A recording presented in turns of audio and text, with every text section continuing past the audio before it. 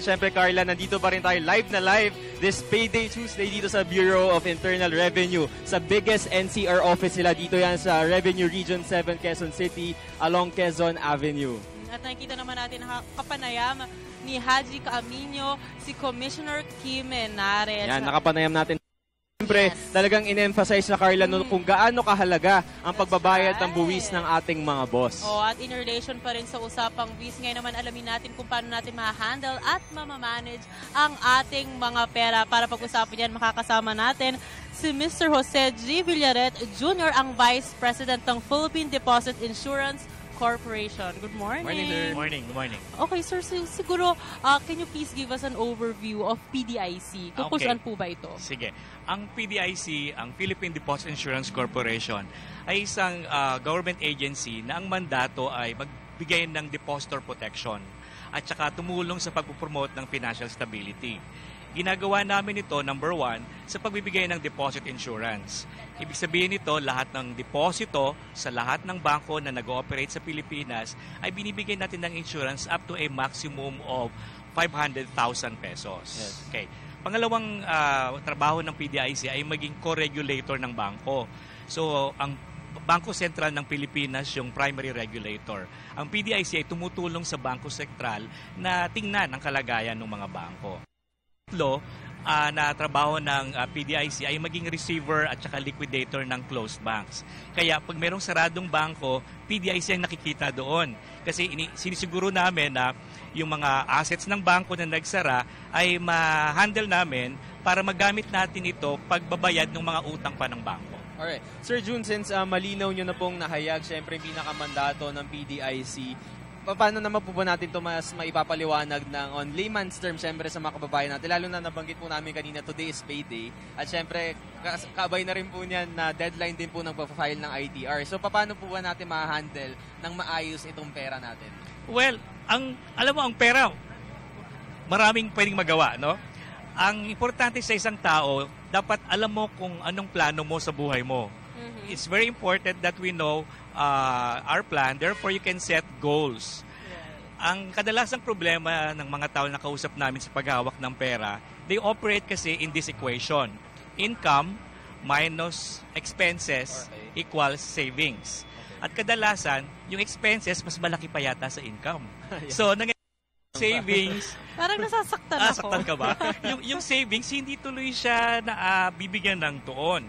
Ang pinopromote natin ngayon, the right equation, ay income minus savings equals expenses. Talagang part na siya. Oo. Dapat klaro sa'yo bilang tao, bilang mamamayan, mag-set ka ng goal mo, therefore, masiset mo kung anong savings goal mo para yun ang ilalaan mo at iikot na lang tayo kung ano yung matitira doon sa expenses na plano natin. Okay, siguro ako din, meron din akong question about sa pag-manage nga ng pera. Ako, I always set my goals, I always manage my money. Kaya lang kasi ang problema, nagagastos ko yung, kumbaga, tago ko ng pera. So, ano po ba yung advice na maibibigay nyo sa akin? Ano po ba yung solusyon sa problema kong to? Baka disiplina ang problema, no? Then, aside from that, you should know what savings product o deposit product that you should have to address your concern. Kung kasi nagde-deposito ka o tinatago mo yung pera mo sa madaling kunin, halimbawa sa ilalim ng kama, sa alkansya, madaling madukot yun eh. But if your savings maybe in a time deposit or in a long term, hindi talaga magagalaw. Mahirap. Magagalaw mo pero you have to wait. You have to wait. So, knowing your limitations, knowing your weaknesses, okay, can I call that weakness? Then you should choose a product that suits you.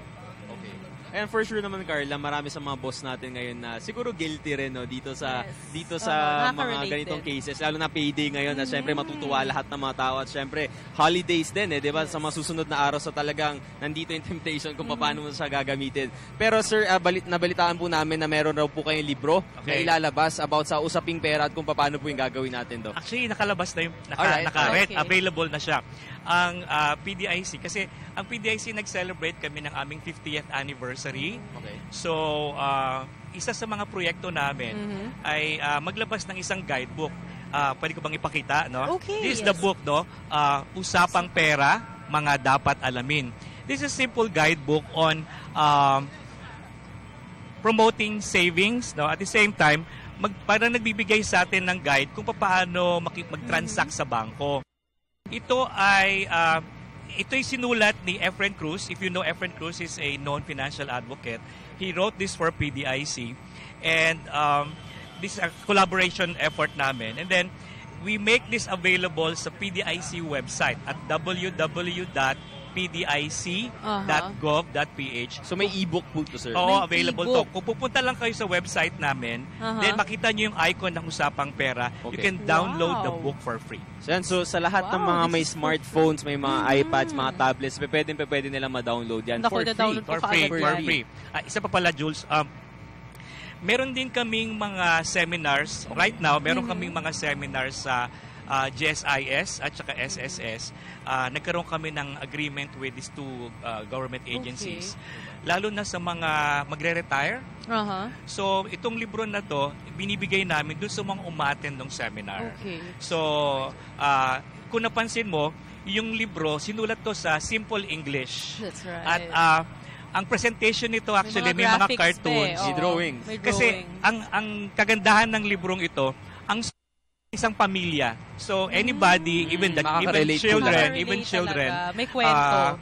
Part sila ng decision making sa bahay to promote savings, and more than that, not only in promoting savings, but in ensuring your savings are safe, no? Sa nakita natin, Carla, talagang yung language na ginamit, talagang hindi siya yung sobrang bigat na puro jargon. Kasi usually, di ba, kapag financial yung dating, sobrang bigat. Parang ma-intimidate ka agad. Pero dito talagang na-level off nila. Actually, Taglish pa nga Taglish pa siya. And so talagang makaka-relate lahat. So sir, ano ba yung mga ina-expect natin dito sa book na to? Okay.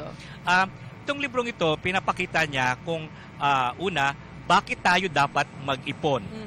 Oh, yan, yung mga kasi kung minsan nag-ipon tayo for the sake of saving, no? Pero dapat meron kang malinaw na dahilan kung bakit kayo nag-iipon. Gusto kong magkabahay, gusto kong mag-asawa, gusto kong magkaroon ng prepared yung aking retirement years, no?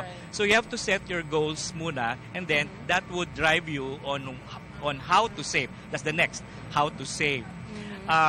Yung how to save, marami ding paliwanag dyan at binibigyan ka ng iba-ibang mga options kung paano ka mag-save. Merong long-term, may short-term. Now, it depending on your goals.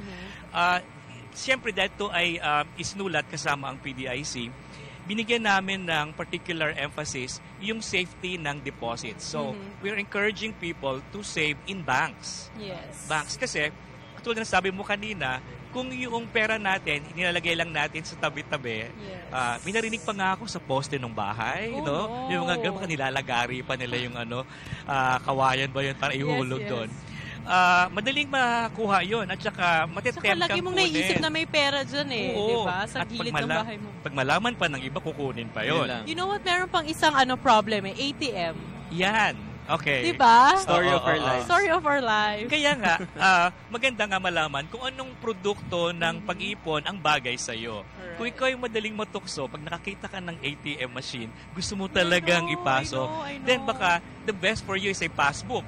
Yes. Oh, di ba? Ikaw, so you know your limitations. Alright.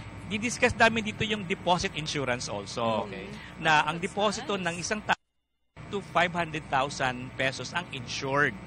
Kaya, kahit marami kang account sa isang bangko, kung ayaw nating mangyari, sakaling magsara yung bangko, meron kang protection by making sure that you can get back 500,000 of your deposits. Alright.